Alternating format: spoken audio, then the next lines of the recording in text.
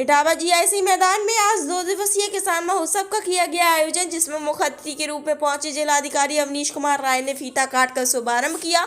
GIC मैदान में लगी दुकानों का उनके द्वारा निरीक्षण किया गया और उनके द्वारा जानकारी भी ली गई। किसान महोत्सव में पहुंची सदर विधायक सत्ता भदौरिया ने किसानों को किया संबोधित, वाकई किसानों को सम्मानित किया। किसान महोत्सव मेले में सरकारी विभागों की किसानों को जानकारी दी गई कि कई तरह से एजेंसियों के स्टॉल भी लगाए गए। किसानों को जागरूक करने के लिए किसी विभाग द्वारा तमाम तरह की योजनाएं चलाई जा रही हैं, जिसका लाभ किसान कृषि विभाग की वेबसाइट विभाग से संपर्क कर उठा सकते हैं। इटावा से स्टेट हेड विनीत कुमार की रिपोर्ट।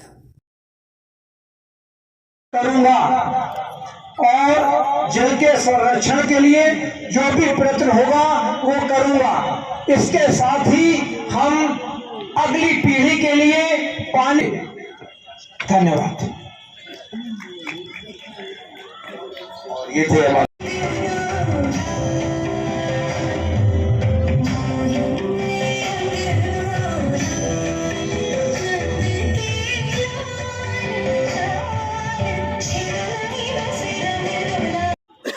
जो इस कार्यक्रम का आयोजन किया है, मुझे लगता है कि विशेष रूप से हमारे जागरण परिवार को आप सबकी तालियों के माध्यम से शुभकामनाएं देनी चाहिए। एक बार जोरदार तालियां। जागरण यहाँ पर उपस्थित है सम्मानित भाई। अभी जब मैं यहाँ पर आ रही थी तो शायद हमारे संजय यादव जी इस कार्यक्रम को संबोधित कर रहे थे और मैं उनको सुन रही थी। वो कह रहे थे कि सरकारें जो भी आती हैं अपनी अपनी बात कहती हैं। मुझे लगता है कि पहली बार भारत के इतिहास में अगर इतनी बड़ी संख्या में किसानों को सम्मान निधि देने का काम किसी ने किया है तो देश के प्रधानमंत्री आदरणीय मोदी जी ने किया। मुख्यमंत्री जी के लिए और पूरा देश इस बात को स्वीकार भी कर रहा है।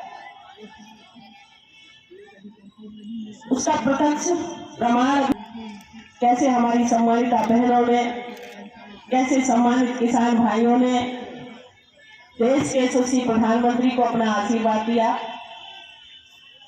मुझे प्रसन्नता है, किसी ने लिखा है कि मिटा के अपनी हस्ती को मिला है मर्तबा जिनको, जब दाना खाक में मिलता तभी गुलजार होता। क्या बात, जोरदार तालियां, बहुत सुंदर बात। हमारे एमए लकी एंकर भैया भी हमारे पास खड़े हैं, बहुत अच्छा संचालन कर रहे हैं इस कार्यक्रम का। वास्तव में किसान के लिए कोई अपना जीवन नहीं होता है। किसान जमीन के लिए बना है और जमीन हमारे जीवन के लिए है, और जब उस जीवन और जमीन से किसान अन्न पैदा करता है तो निश्चित ही वो अन्न हमें जीवन देने का काम ही करता है।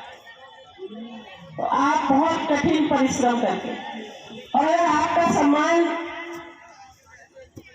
कोई सरकार, कोई राजनीतिक दल ना करे तो मैं समझती हूँ किसी की हैसियत भी नहीं है तो किसानों का सम्मान ना करे, क्योंकि हमारे अन्नदाता जो हमें जीवन देते हैं वो निश्चित ही हमारी पूरी कायनात के लिए, हमारी इस पूरी व्यवस्था के लिए सम्मानी है। और मैं बहुत विनम्रता के साथ आपके श्री चरणों में अपना प्रणाम निवेदन करती हूँ और आपसे आग्रह करती हूँ कि आपका आशीर्वाद सदैव बना रहे, क्योंकि जब हमारे नए बेटे जो हमारे एंगेज होते हैं, पढ़ लिख कर आते हैं, तो उनको खेती की रुचि नहीं होती, क्योंकि किसी ने ये लिखा है योगदान खेती मध्यम मान में सब चाकरी भीख निदान। तो लोगों को लगता है कि ये खेती करने से हमारा सम्मान भी कम होगा और हमको आय भी कम होगी। अभी हमारे कृषि विभाग के अधिकारी बता रहे थे कि कैसे जीवों की रक्षा करने के लिए भी हम सबको आगे आना है। तो जब हमारी आय को दोगुने करने की बात हमारी सरकार ने कही, हमको किसान के रूप में सम्मान देने का काम जब सरकार ने अपनी योजनाओं के माध्यम से किया, तो आज मैं महसूस कर रही हूँ इस बात को कि हमारे जो नई जनरेशन है, जो नए बच्चे हैं, बहुत बच्चे यहाँ पर होंगे, वो बच्चे जो मछली पालन में, दूध के काम में, डेयरी में, और खेती में बहुत रुचि ले रहे हैं। और समय समय पर जब मैं कार्यक्रमों में जाती हूँ तो देखती हूँ कि नए बच्चों ने बहुत बड़ी उपलब्धि इस क्षेत्र में हासिल की है। हमारे किसानों को समय समय पर मुख्यमंत्री से भी सम्मान, राष्ट्रपति से भी सम्मान मिलता रहता है और निश्चित ही मिलना भी चाहिए। बहुत अच्छा काम अगर मैं कहूँ कि उत्तर प्रदेश में इटावा के किसान कर रहे, हमारे एक जगदीश भैया दिखाई नहीं दे रहे हैं, चकवा के शायद है वो जगदीश जी है, हाथ उठाए जगदीश भैया, नहीं है, आज आए नहीं है।